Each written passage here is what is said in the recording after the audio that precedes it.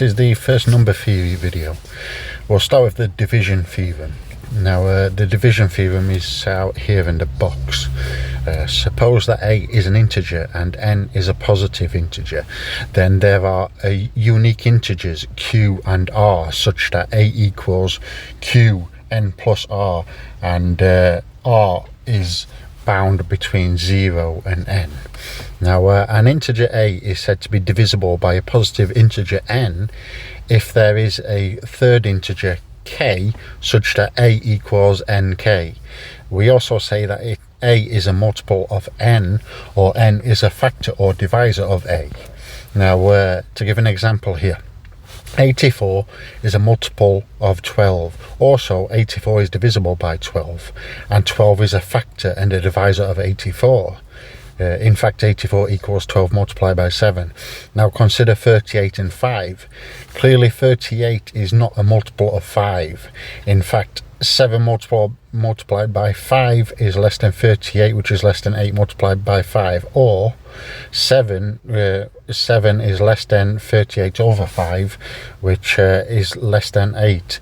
So we have trapped the value between 38 over 5 between the two integers. 7 on the left is the number 7 on the left is known as the quotient on dividing 38 by 5. Now since 7 multiplied by 5 equals 35, we see 38 is more than 38 is 3 more than a multiple of 5. The number 3 is known as the remainder on dividing 38 by 5. So you can write 38 equals 7 multiplied by 5 plus 3, where 7 is the quotient, 3 is the remainder. Now we let a be negative. We'll take the case where this time a is negative, a is minus 38. So now we divide minus 38 by 5, and we go through the same process and trap this value between the two integers, minus 8 and 7. Now once again, the quotient is an integer on the left, and the remainder is the difference between minus 8 multiplied by 5 equals minus 40 and minus 38, namely 2. Now you can write it as such. Now let's give a couple of examples. Now for each of the following numbers a and n, we find a quotient q and remainder r when you divide a by n and write down equation a equals q of n plus r. In these two cases here, a and b, this case a equals 32, n equals 9. Now we observed that again we can trap this value 32 over 9 between 3 and 4, hence q equals 3 here. Then we find the remainder by using this. Our remainder equals a minus qn.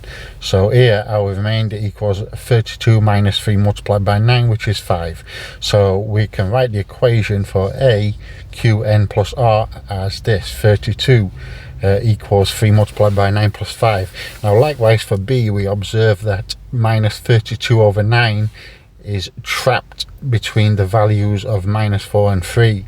So this time the quotient is minus 4, and the remainder by the formula here is 4, and a equals qn of r, and hence minus 32 equals minus 4 multiplied by 9 plus 4.